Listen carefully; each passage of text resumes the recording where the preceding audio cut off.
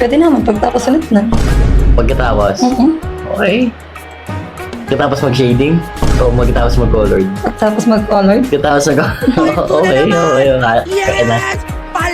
Sasabit na naman ako, my God. Tangin na kasi. Masyado kang masyado kang maharap eh. Makakontak pa rin kita sa susunod ko rin. Tangin yun. Bakit naman? Ha? Bakit naman?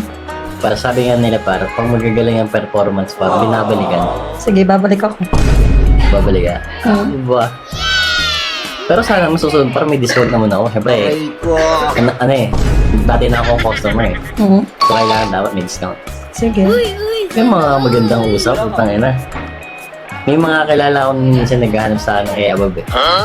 Ano ba yung mga payo? Okay lang ba pag nasa kunyari may edad? Goods lang sa'yo.